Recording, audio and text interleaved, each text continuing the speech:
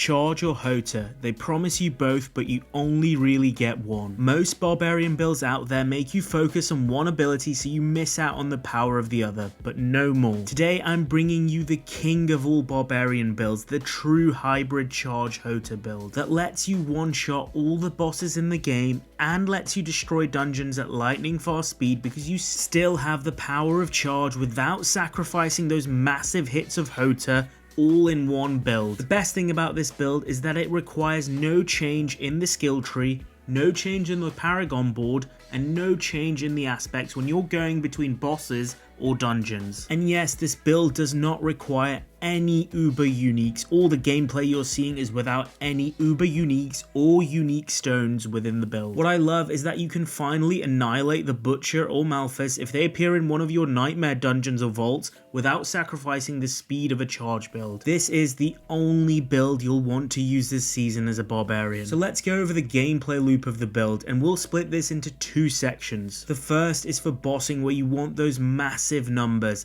The main skill we use here is Hammer of the Ancients, which we combine with massive overpowered damage bonuses to cause a humongous hit. The way we guarantee that hit is through Banished Lord's Talisman, whereby after spending 300 Fury, our next HOTA is a guaranteed overpower. Banished Lords also gives us a massive 120% damage bonus if the overpower is a critical strike, so we combine this with another unique that's easy to get to guarantee that critical strike. The Ring of Red Furor, which after spending 100 Fury within 3 seconds guarantees a critical strike on the next HOTA cast. So if we use 210 Fury before engaging a boss, which is very easy to set up in most encounters, and you can look at your skill bar to help set this up, we only then need to use 3 Hammer of the Ancients successively, and our third one will be a guaranteed massive overpower critical hit. So after setting up by spending 210 Fury, we pop all our cooldowns, including all our shouts, which give us bonus damage, Wrath of the Berserker, which gives us even more berserking damage, and then we use 3 Hammer of the Ancients, as you can see, and you'll hit those massive numbers. With our gear, which is spec'd for overpower damage, our Paragon board with glyphs like Dominate,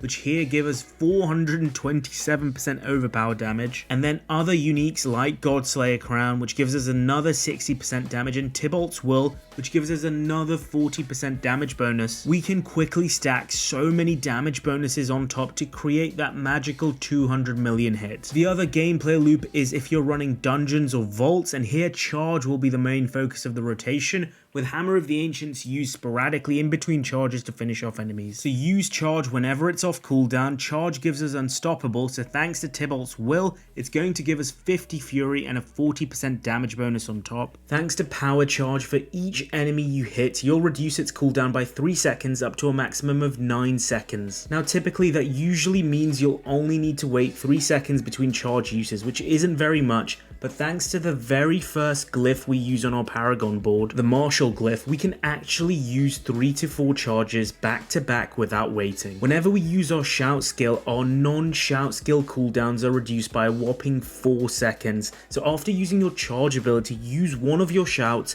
and then you'll be able to use your charge again, and then keep repeating this, cycling through all 3 of your shouts so you can use your charge again and again. Again, Tybalt's, our gear, and our Paragon glyphs all stack our damage bonuses for charge as well. And the only change you really have to make when switching between content is one piece of gear.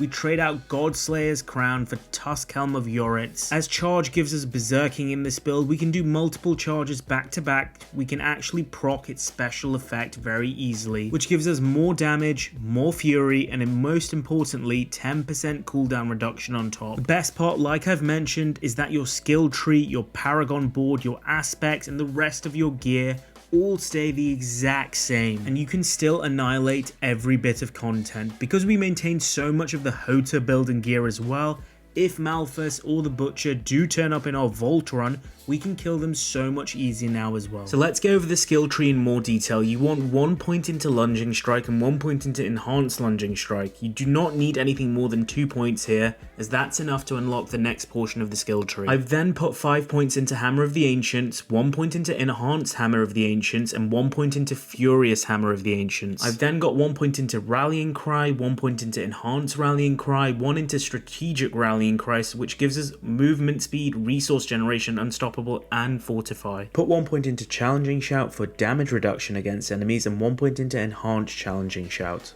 Then put 3 points into imposing presence for more life, 1 point into warcry, 1 point into enhanced warcry for the berserking on cast, 1 point into booming voice, and 3 points into raid leader for the healing, which not only heals other people but heals yourself, which makes doing dungeons so much easier. 5 points into charge, 1 point into enhanced charge, and 1 point into power charge. 3 points into aggressive resistance for the damage reduction, so we can put 2 points into battle fervor to gain berserking when we use charge. 3 points into pit fighter, 1 point into thick skin, so we can put 3 points into counter offensive, 1 point into wrath of the berserker, and then a point into each of the modifiers. Then we get the 3 passives, which allows us to hit those massive numbers. 3 points into heavy handed for the critical strike damage, 3 points into wallop, 3 points into brute force for even more overpowered damage. And finally, our key passive for this build is unbridled rage. The reason why we run unbridled rage is so we can hit much harder with HOTA. Let's go over our gear and aspects next. I'll show you my gear, and I'll also mention the perfect role you should be chasing as well. For your helmet, as I mentioned, you want the Godslayer crown for bossing, so you can proc that 60% increased damage when you start hitting a boss. And then, like I said, the only change in this entire build is I really recommend switching the helmet for dungeons to Tusk Helm of the Yorits, which is going to give more damage, more fury, and more cooldown reduction when spamming charge and gaining berserking. You're also going to get more damage reduction through ranks of aggressive resistance, which I didn't mention before. For your chest piece, put the Juggernaut aspect, which provides a massive flat chunk of armor.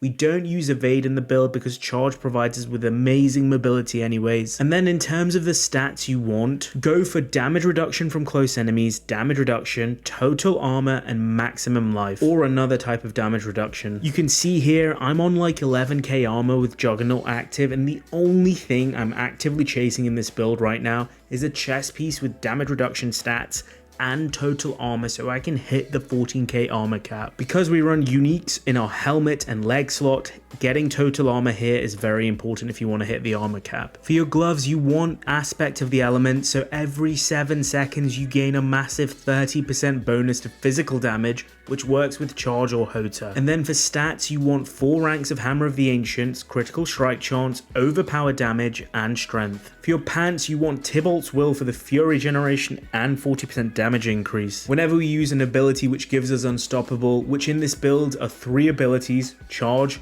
Rallying Cry, and Wrath of the Berserker, we're going to gain 50 fury and that 40% damage increase. For boots, I place the Ghost Walker aspect, so whenever we're unstoppable, we have even more movement speed, and 3 of our abilities in this build give us unstoppable, so we literally have this up nearly all the time. In terms of armor rolls, you want movement speed here, and then 3 resistances for the ideal roll. Resistances are very important now in Diablo 4, and you ideally want around 60% resistance for all damage types minimum. Fire and poison explosions seem to be the most common in most dungeons and vaults, so I prioritize those resistances on my boots. For your amulet, you want a high roll on your Banished Lord's Talisman, looking for as close to as 120% overpowered damage as possible. And then for the ring, we have the Ring of Red Furor for that critical strike chance guarantee. Our second ring has aspect of Unrelenting Fury, which gives us back 30% of our fury when we cast HOTA on a boss or kill an enemy with it in general, which makes it much more fury efficient. And then for the stats on the ring, we prioritize critical strike chance, overpower damage,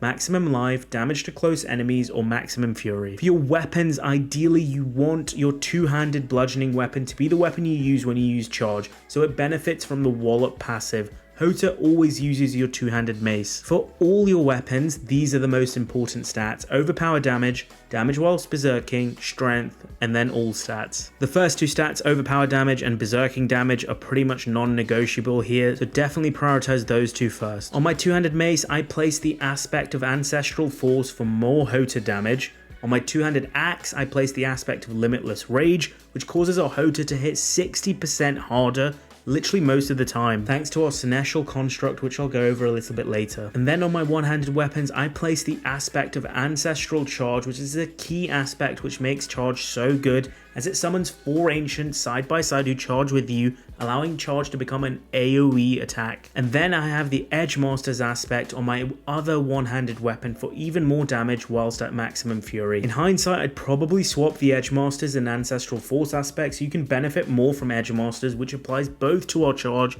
and HOTA abilities. In terms of gems, you pretty much want rubies everywhere for that maximum life bonus on armor and overpowered damage bonus on your weapons. The only place where you don't want rubies is on your amulet and rings, where you want to max out your resistances. Put gems that give you the relevant resistances which aren't covered by your boots basically. For your technique, you want the two-handed axe technique for 15% more damage against vulnerable enemies, and one of the glyphs in the Paragon board guarantees that our enemies will be vulnerable. Let's go over the Paragon board briefly. There will be a planner link in the comments below so you can go over it in more detail, but I'll give you guys a brief summary of what you want to unlock and in what order. Start off by placing the Martial glyph in your first slot. It's the most important glyph for making this build work, so we want to unlock it as quickly as possible. Then place the Bone Breaker board down. This is one of the main ways we cause massive hits with this build when an overpower hits enemies.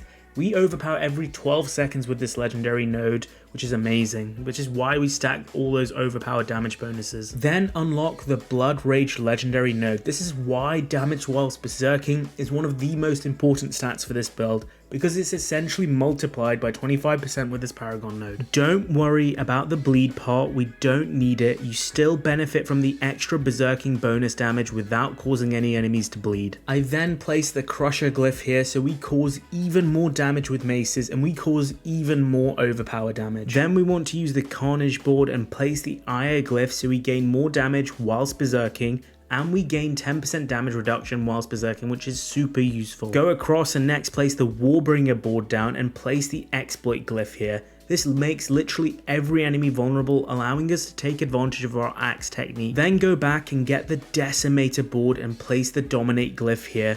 We want to literally pick up every willpower node possible here so we can reach a ridiculous amount of overpowered damage. I'm hitting over 400% overpowered damage on top, which is what helps us massively to hit those huge numbers. Finally, get the Hemorrhage board and place the Brawl glyph here for the 18% increased charge damage. Your pet is actually really powerful, so I highly recommend leveling from 50 to 100 in Nightmare Vault rather than regular dungeons or overworld, so you can level up your stones at the same time. You want Flash of Adrenaline with tactical support, duration support, and initiative support, so you have a constant damage bonus applied to you. Then you want to use Tempest with swift support, resource support, and safeguard support. So your Tempest fires every 0.7 seconds now, and you get Fury and even more damage reduction really quickly. The Fury generation is really important here because that's what procs our aspect of Limitless Rage and gives us that bonus 60% damage.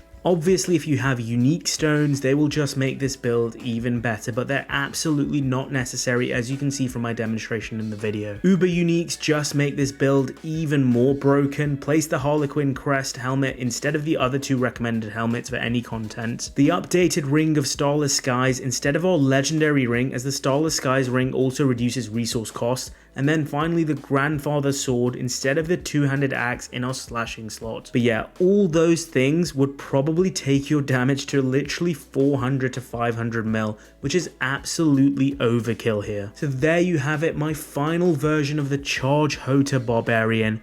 One build, one Paragon board, one set of gear, well, nearly one set of gear, just one little helmet change for every piece of content in the game. If you enjoyed what I talked about today, remember to smash the like button and subscribe to the channel for more Diablo build videos. I'm Mr. Ronit, and that's it for today.